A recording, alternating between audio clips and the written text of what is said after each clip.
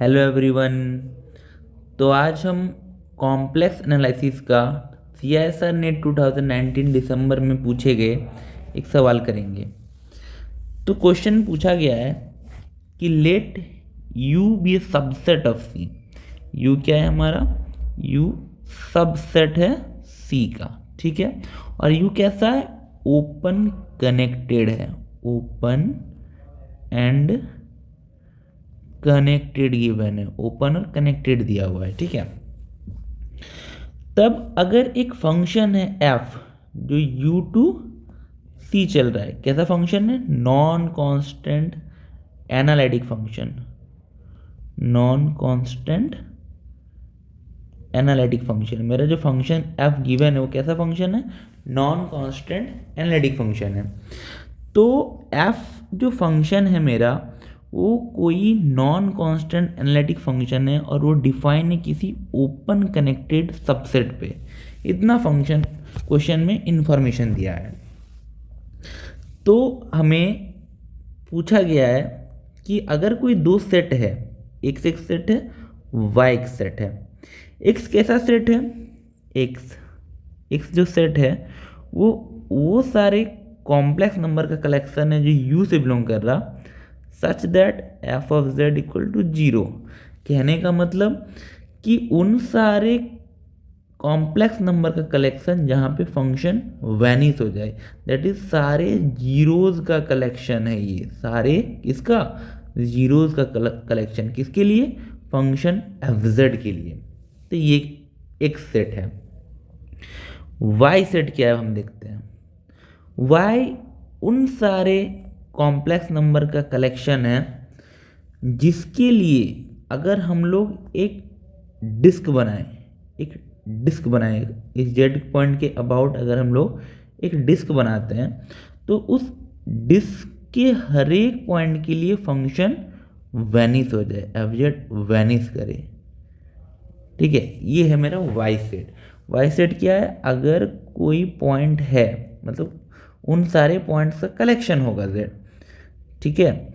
y में उन सारे कॉम्प्लेक्स नंबर का कलेक्शन होगा जिसके अबाउट अगर हम वो डिस्क बनाए तो उस डिस्क के हर एक पॉइंट पे फंक्शन हमारा क्या हो जाए? वैनिश कर जाए।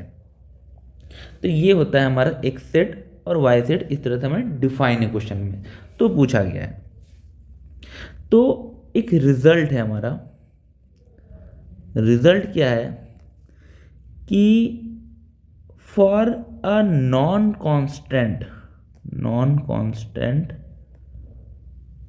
Analytic function, for a non constant analytic function in a open connected subset of C, the zeros are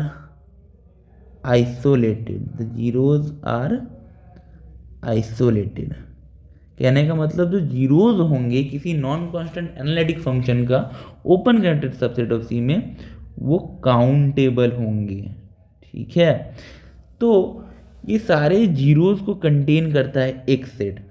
तो जो ये सारे जीरोज होंगे वो क्या होंगे? आइसोलेटेड जीरोज होंगे। इसका मतलब x क्या होगा?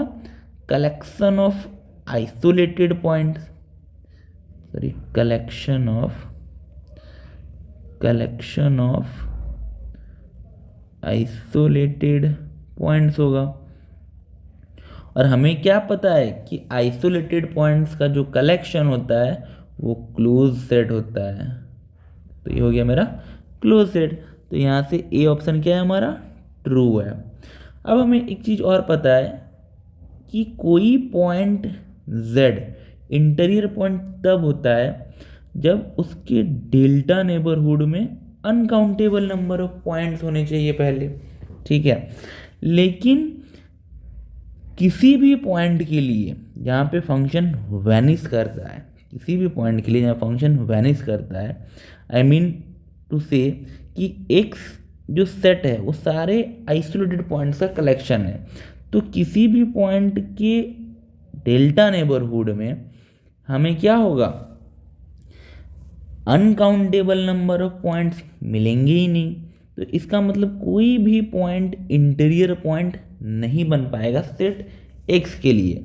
इसका मतलब एक्स के पास कोई भी इंटीरियर पॉइंट नहीं है, दैट इज इम्पिटी इंटीरियर है, तो सी भी सही है। अब हम वाई देखते हैं। वाई जो सेट है वो उन सारे कॉम्प्लेक्स नंबर का कलेक्शन है जिसके डेल्टा नेबरहुड में हर एक पॉइंट के लिए फंक्शन वैनिश करे।